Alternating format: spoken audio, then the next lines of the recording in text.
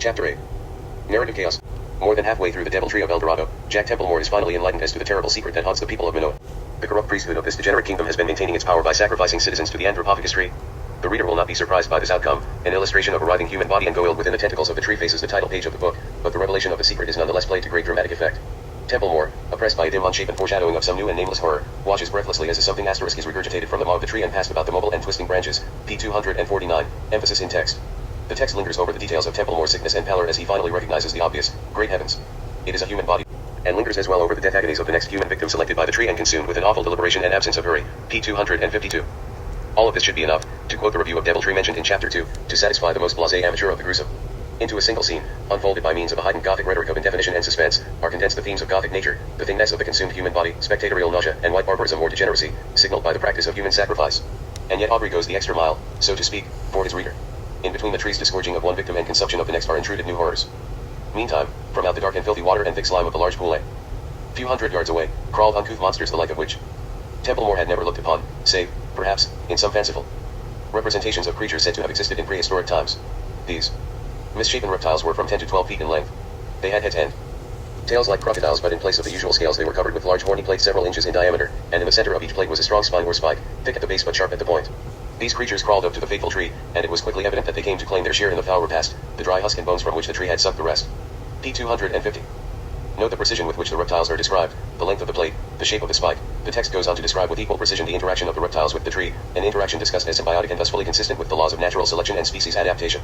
Within an already overdetermined scenario, the text opens and expands to include yet another overdetermined instance, and a carefully elaborated instance at that, of horrific natural phenomena, a prehistoric survival marked by species indifferentiation and metonymically associated with the filth and slime that characterize its habitat.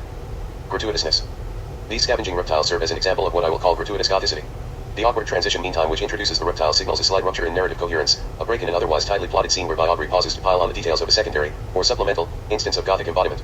These reptiles emerge from the novel as in excess, an example of disgusting gothicity generated sheerly for its own sake, for the pleasures of bodying forth nature in still another grotesque form. Compare a throwaway moment towards the conclusion of Hodgson's The Boats of the Glencarrig. The castaways have sent out a line from the island to the trapped ship, and are working to pull the seabird from the sargasso weed. As they haul on the rope, the narrator notices a commotion amid the weed, and sees that the rope had freed itself from the weed, and, clutching it, were, maybe, a score of giant crabs, p. 86. The reader is by this time fairly inured to the spectacle of giant crabs, having earlier witnessed an extended battle between an enormous crab, a prodigy unsurpassed, p. 51, and several sailors who narrowly escaped becoming its prey. Furthermore, the appearance of 20 giant crabs clutching the rope is wholly unnecessary to the advancement of the plot, and the scene is played to little dramatic effect. No one is eaten or even in danger of being eaten. The ship's sailors fire their guns at the crabs, which drop back into the water, and the rescue of the seabird proceeds smoothly on course. It is as if Hodgson, having invented giant sargasso crabs, cannot resist the last massification of them. They erupt from the pages of the novel and quickly disappear again, another instance of gratuitous, and in its own way, pleasing, gothicity. Or compare Marsh's short story A Psychological Experiment, 1900.1 Year 1 Andrew Rald is literally frightened to death by his ex-business partner Douglas Colston, whom he attempted to murder. Disguised as a stranger of monstrous girth, P2, Colston confronts Rald in a smoking room.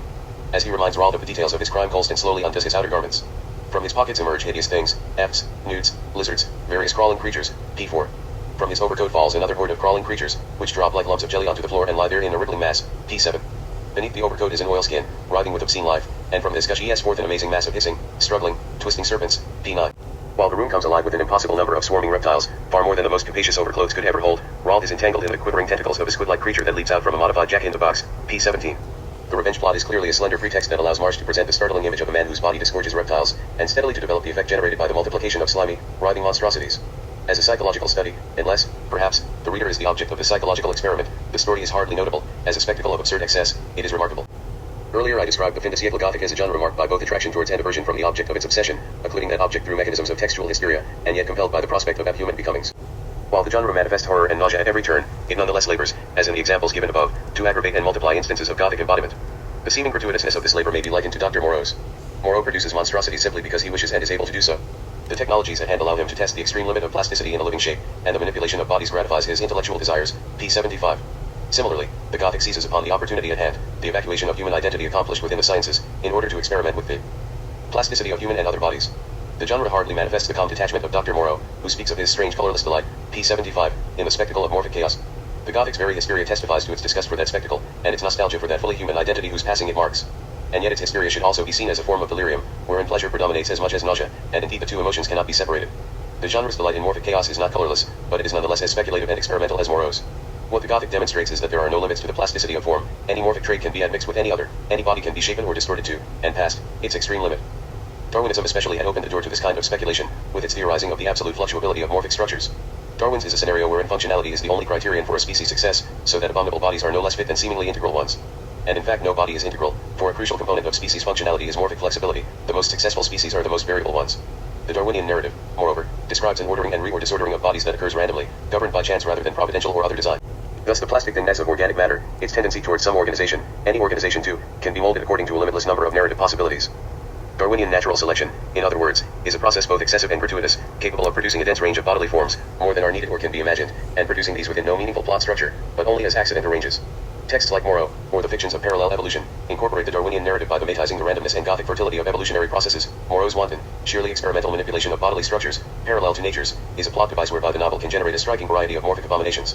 While the novel as a formal structure does not resist containment within a traditional field of meaningfulness, Moreau is readily legible as allegory, Swiftian satire 3 and so forth, it is nonetheless designed to produce Gothicity in excess, to maximize both instances of human embodiment and the nauseating effect which these occasion. The Gothic picaresque. Here we were, standing up against the blank, unknowable night, and there in the darkness there surely lurked something of monstrousness, and we were at its mercy. I seemed to feel it hovering over us, so that I felt the sickening creep of goose flesh all over me. And my imagination began to awaken. To horrible discomforts, a thousand dreadful impossibilities of the sea became suddenly possible. I remember how the lamps made just two yellow glares in the mist, ineffectual, yet serving somehow to make extraordinarily plain the vastitude of the night and the possibilities of the dark. Hodgson, The Thing in the Weeds, pages 65 to 7, emphasis in text. Other instances of the genre utilize the Darwinian narrative in a more subtle, but more extensive, way. Novels like The Boats of the Glencarrick and The Three Impostors, as well as the bematizing, like Moreau, the randomness of evolutionary processes, incorporate randomness into their narrative structures, elevating contingency into an organizing, or rather, discernizing, principle of narrative. Their narrative movement is like that of the Darwinian picaresque discussed in Chapter 5, non-directive, non-telic, governed by happenstance rather than design. The picaresque narrative of natural selection is one without intrinsic meaningfulness. One circumstance follows another, and a rich density of intricate forms is produced. I use the passive construction deliberately, accidentally, the process continues indefinitely. In the Gothic picaresque, one nauseating Gothic incident follows another, one morphic abomination follows another. The placement or sequence of events is without significance. And only the need for textual closure forechecks a narrative movement which proceeds by means of addition, and. It is difficult to wrest meaning from such a narrative, which seems to accomplish little more than a demonstration of the Gothic potentialities of the changeful material world. The Boats of the Glencarrick is introduced by a preface, identifying the narrator, John Witherstraw, Gent, the date of his narration, 1757, and its subject, being an account of their adventures in the strange places of the earth, after the foundering of the good ship Glencarrick through striking upon a hidden rock in the unknown seas to the southward. p3. The novel proper, however, gives no account of the voyage of the Glencarrick or the shipwreck. It opens quite abruptly. Now we had been 5 days in the lifeboats. p4. The novel does not begin at the beginning, in other words, introducing characters and delineating the sequence of causes that instantiated their adventures in the strange places of the earth. Instead it begins in a state of drift, its protagonists already wandering aimlessly through unknown seas, and proceeds accordingly, as the elements drive the men, in no particular direction and with no particular purpose, from one side to another. And then we found the island of man-eating trees, and then we were nearly eaten by a giant octopus, and then we were nearly eaten by a giant crab, and then we were nearly eaten by the slug men. Nor is the sequence of Gothic events of importance. When they visit the continent of the man-eating trees, the castaways board a derelict ship and find the fragments of a journal written by one of its dead passengers. This woman had recorded her panic thoughts on gray paper wrappers, such as are used, I believe, for carrying samples of corn, and these wrappers are all oddly numbered, and having but little reference one to the other. p13. George the cabin boy begins reading them in haphazard order, but is interrupted by a tree attack. There had come at the glass of the unbroken window, a reddish mass, which plunged up against it, sucking upon it, as it were.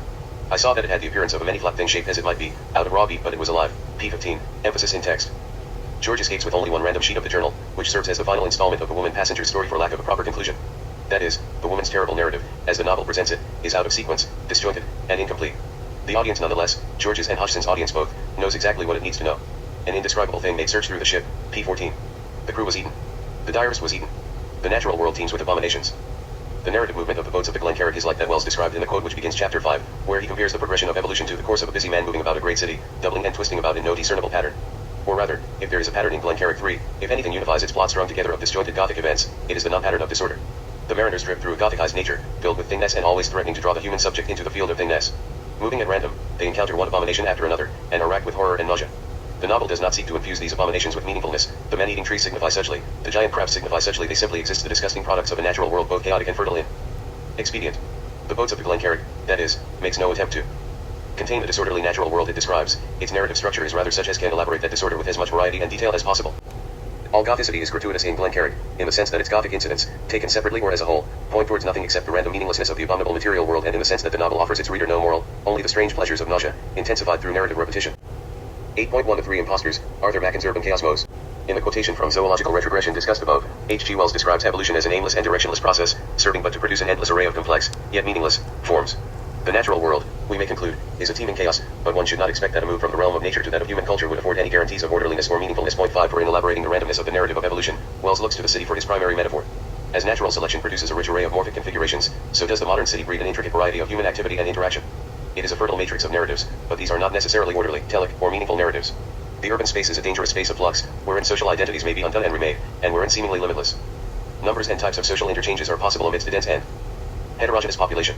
And while inhabitants of the city may set out on courses fixed by their own design and purpose, their movements shall nonetheless be redirected according to the logic of contingency, their trajectories disturbed by the sorts of accidental, unexpected encounters that are inevitable within the chaos of the city. Shifting the frame of reference slightly, one may read the city as an unhamely space, familiar and yet alien, labyrinthine, unknowable. To quote Macken's novel The Three Impostors, modern London is as darkly mysterious as Libya and Pamphylia and the parts about Mesopotamia. p. 335. The Three Impostors deploys two strategies for negotiating the urban labyrinth, the first of which corresponds roughly to picaresque narration. Its two protagonists meet from one of those myriad chances which are every day doing their work in the streets of London, p. 233, and henceforth the novel unfolds through a series of impossible coincidences. Contingency is the organizing, or rather disordinizing, principle of narrative structure. The frame plot is of three impostors, who change identities to fit the occasion, and their pursuit of a hapless young man with spectacles, but this plot is extraordinarily difficult to reconstruct. As the two protagonists Dyson and Phillips, idle flaneurs, wander through London and encounter these other principles accidentally, the frame plot is interrupted by a series of intricate interpolated Gothic stories, narrated by the impostors ostensibly to further their pursuit of their victim, but in actuality, I will argue, simply for the pleasure of astonishing and nauseating their conversants. As one moves randomly through the city, in other words, it generates a strange variety of elaborate stories, but these stories lead nowhere, mean nothing, produce nothing but sensational affect.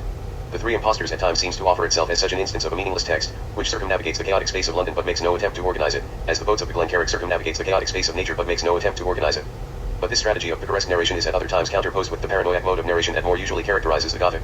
Within a paranoiac epistemology, there is no such a thing as coincidence. Chance encounters are signs that point towards a dark and occluded reality underlying the ordinary one. Dyson saw at once that by a succession of hazards he had unawares hit upon the scent of some desperate conspiracy, wavering as the track of a loathsome snake in hand. Out of the highways and byways of the London cosmos, he divined that all unconscious and unheeding he had been privileged to see the shadows of hidden forms, chasing, and hurrying, and grasping and vanishing across the bright curtain of common life, p. 336. The Three Impostors veers between these two possibilities, of an urban chaos that cannot be brought to order through narrative and other conventional strategies of organization, and of a Gothicized city, whose only order or meaningfulness is as an abject space. Gothic London. A great chocolate-colored pall of fog lowered over heaven. Utterson beheld a marvelous number of degrees and hues of twilight, for here it would be dark like the back end of evening, and there would be a glow of a rich, lurid brown, like the light of some strange conflagration, and here, for a moment, a haggard shaft of daylight would glance in between the swirling wreaths. The dismal quarter of Soho seen under these changing glimpses, with its muddy ways, and slatternly passengers, and its lamps, which had never been extinguished, or had been kindled afresh to combat this mournful reinvasion of darkness, seemed, in the lawyer's eyes, like a district of some city in a nightmare. Robert Louis Stevenson, Dr. Jekyll, and Mr. Hyde, p. 62. The neighborhood was badly lighted. It was one in which I was a stranger. In the darkness and the rain, the locality which I was entering appeared unfinished. I seemed to be leaving civilization behind me. The path was unpaved, the road rough and uneven, as if it had never been properly made. Houses were few and far between. Those which I did encounter, seemed, in the imperfect light, amid the general desolation, to be cottages which were crumbling to decay. Richard Marsh, The Beetle, p. 446. The metropolis, historian Judith R. Walcowitz argues, was understood as a dangerous and yet attractive space by the Victorian middle class, as a dark, powerful, and seductive labyrinth. 6. Perhaps no discourse better illustrates this ambivalent response to the fascinating loathsomeness of the city than that produced by the late Victorian social explorers. These middle-class reformers, sociologists, urban missionaries, government agents, journalists, founded their discussions of urban poverty upon the central conceit that the slum neighborhoods of London were as little known, mysterious, and fearsome as the most obscure reaches of the colonies. Point 7.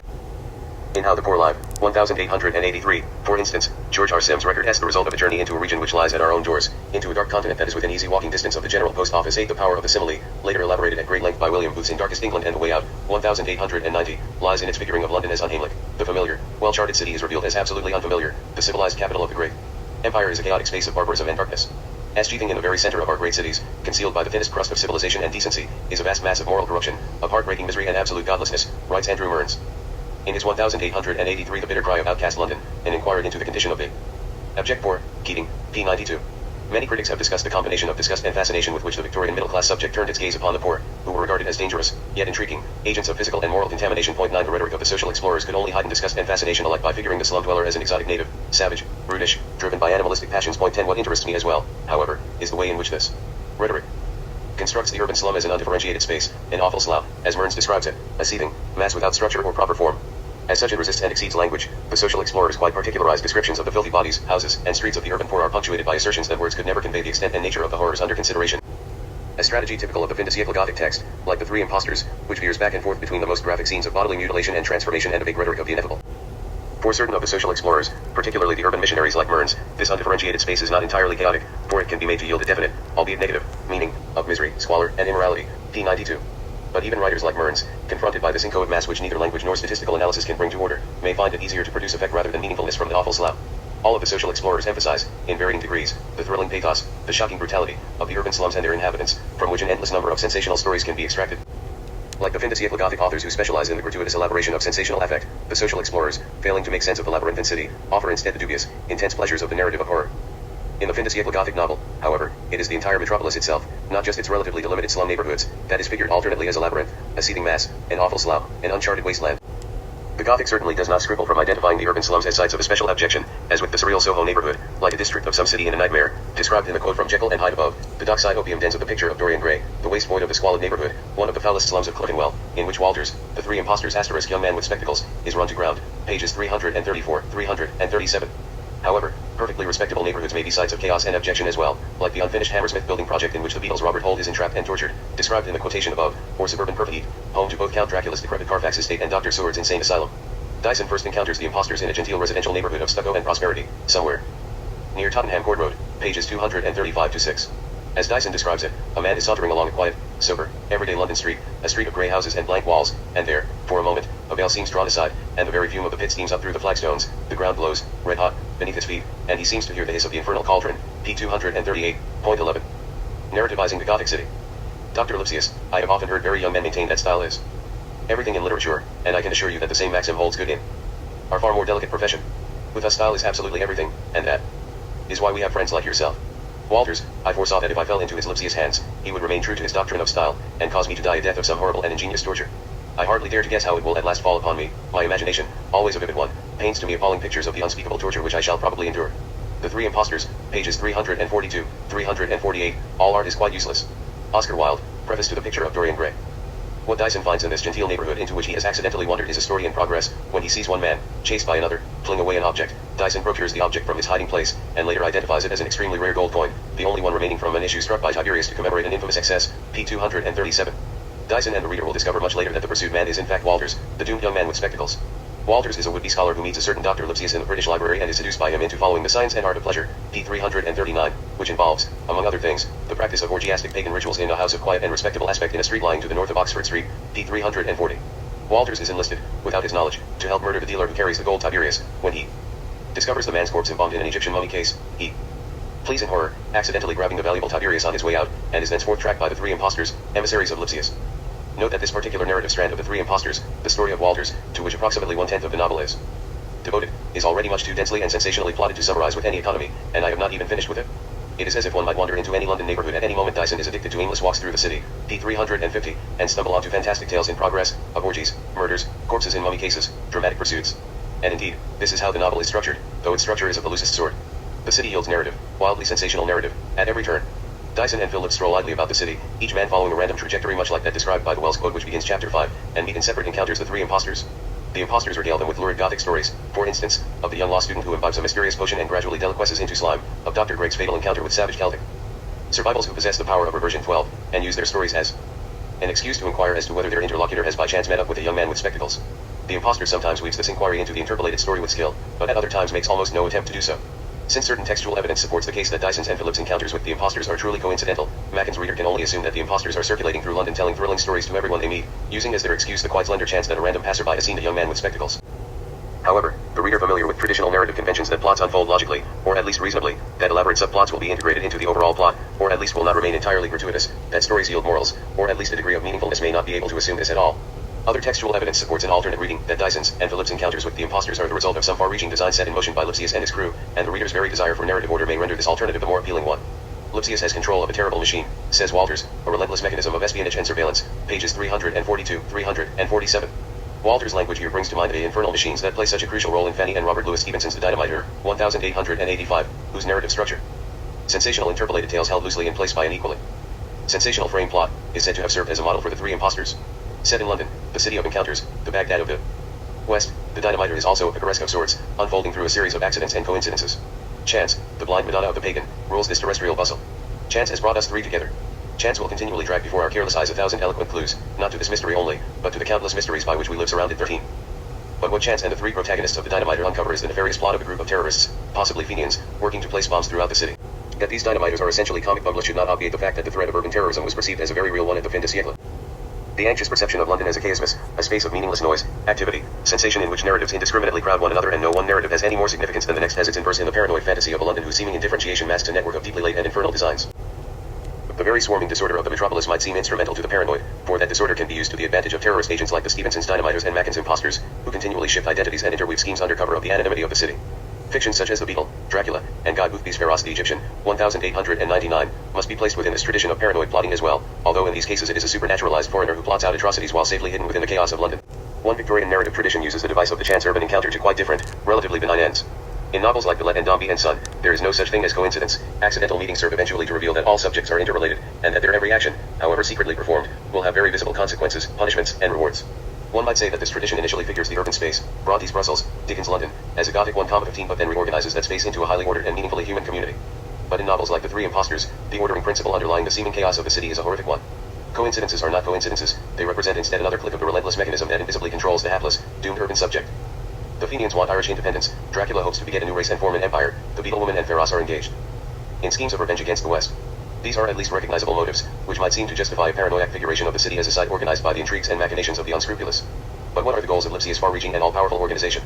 Its members engage in arcane sexual pleasures, they pursue victims and murder them artistically, they collect rare artifacts. With us style is absolutely everything, as Lipsius tells Walters, p. 342 the impostors are indeed conspirators if decadence in relentless and organized pursuit of sensation can be said to be conspirators. What I am arguing here is that neither the three impostors nor the urban chaos through which it wanders can finally be brought to order through the paranoid reading which the novel seems to encourage. The novel stands in slightly parodic relation to both Gothicism and aestheticism. 16. The one tradition emphasizes the production of affect, the other, the practice of style. Dyson insists early on that the literary man has got to do simply this, to invent a wonderful story, and to tell it in a wonderful manner. But Phillips counters that in the hands of the true artist in words all stories are marvelous and every circumstance has its peculiar wonder. The matter is of little consequence, the matter is everything, pages 233-4. They are hardly in disagreement, though Dyson privileges content and Phillips form, for Dyson demands a wonderful narrative content and Phillips a marvelous narrative style. Each demands sensation, in other words, and each happily receives it from the tales of the impostors. For the most important thing that the three impostors do is tell stories, lurid and intricate horror stories, detailed, graphic, utterly and yet pleasingly disgusting, which serve to further their ostensible designs not one whit. Their storytelling is a gratuitous act.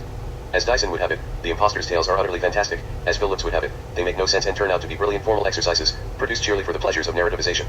This is what one must finally say about the novel as a whole. It stands in opportunistic relation to the urban chaos it explores, identifying London as a dense and clamorous space from which to extract sensation, incident, narrative. But it cannot and will not organize that space in any meaningful way. The novel begins and ends with Dyson's and Phillips' discovery of a corpse. A naked man was lying on the floor, his arms and legs stretched wide apart, and bound to pegs that had been hammered into the boards. The body was torn and mutilated in the most hideous fashion, scarred with the marks of red-hot irons, a shameful ruin of the human shape. But upon the middle of the body a fire of coals was smoldering, the flesh had been burned through. The man was dead, but the smoke of this torment mounted still, a black vapor. The young man with spectacles, said Mr. Dyson, p. 353. The intricate plottings of the impostors produce but one tangible object, the artistically mutilated body of the young man with spectacles. Walter's murder is beautifully realized. The intricate plottings of the novel produce but one tangible object, the body of a reader convulsed with both laughter and disgust. The Three Impostors, like so many other fin de siècle Gothic texts, labors mightily to produce effect, and this, too, is beautifully realized, so much so that I myself cannot do better than to emulate the Three Impostors and conclude where I began, with this repulsive and yet compelling scenario of the ruination of the human subject.